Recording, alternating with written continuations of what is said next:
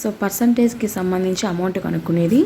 15%కి 6 rupees అయితే 100%కి ఎంత?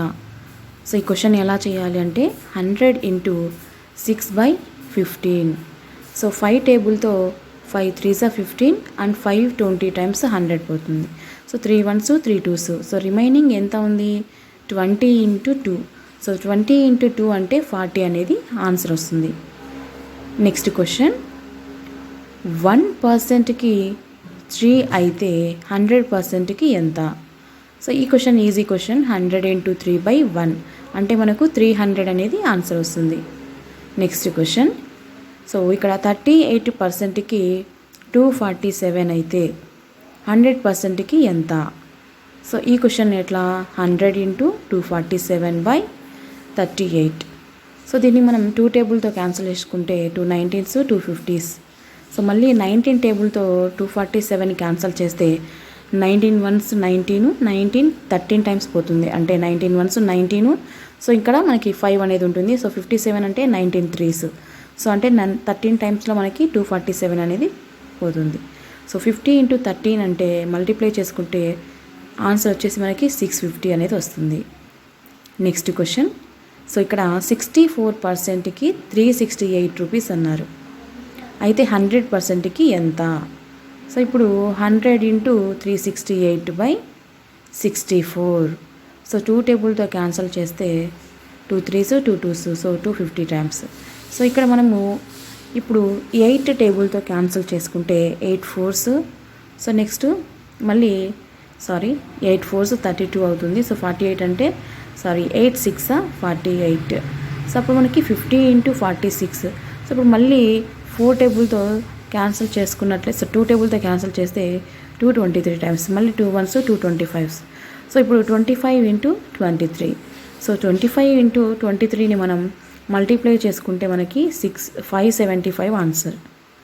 Then next question, 65%కి 624 అయితే 100%కి ఎంత? సో ఇప్పుడు 100 ఇంటూ 624/65. సో దీన్ని మనం 5 టేబుల్తో క్యాన్సిల్ చేయొచ్చు. 5 1s 5, 5 3s 15. సో ఇక్కడ 5 2s 50. సో అంటే 20 టైమ్స్. సో 13 టేబుల్తో డైరెక్ట్గా క్యాన్సిలేషన్ చేసుకున్నట్లయితే 624ని మనకి 648. సో 20 ఇంటూ 48 అంటే మనం మల్టిప్లై చేసుకున్నట్లయితే 20 ఇంటూ 48ని. సో వచ్చేటువంటి ఆన్సర్ ఏంటి అంటే 960. సో నెక్స్ట్ క్వశ్చన్, 69%కి 552 అయితే 100%కి ఎంత? So 100 into 552/69.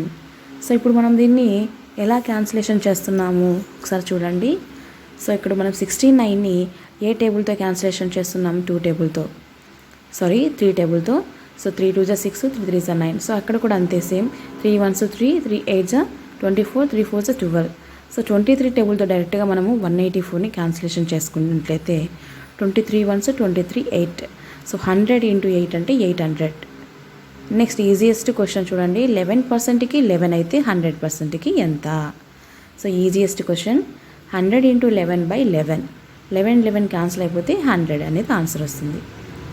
So next question, 78%కి 429 అయితే 100%కి ఎంత?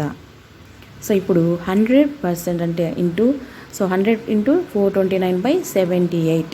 సో ఇప్పుడు మనం మళ్ళీ క్యాన్సిలేషన్ చేసుకోవాలి. సో 2 టేబుల్తో, 3 టేబుల్తో 3 6, 3 2s 6, అలాగే 3 6 18. సో 3 టేబుల్తో కదా. సో ఇప్పుడు మనం నెక్స్ట్ 26ని 143ని క్యాన్సిలేషన్ చేస్తాం. సో ఒకసారి చూడండి ఎలా చేయాలో. సో 23ని 2 టేబుల్తో 50 టైమ్స్. సో ఇప్పుడు మనం డైరెక్ట్గా క్యాన్సిలేషన్ చేసడానికి వీలవుతుందా? సో వీలవుతుంది. సో 13 11s, అప్పుడు 50 ఇంటూ 11. సో 50 ఇంటూ 11 అయితే మనకు ఆన్సర్ వచ్చేసి 550. 60%కి 486 అన్నారు ఇక్కడ. సో 60%కి 486 అయితే 100%కి ఎంత? 100 ఇంటూ 486/60. సో 0 0 క్యాన్సిల్ అయిపోతుంది. 2 టేబుల్తో 6 టేబుల్తో క్యాన్సిలేషన్ డైరెక్ట్గా చేయొచ్చు కదా. So 6 8s 48, 6 1s. So 1 into 10 అంటే 810 అనేది ఆన్సర్.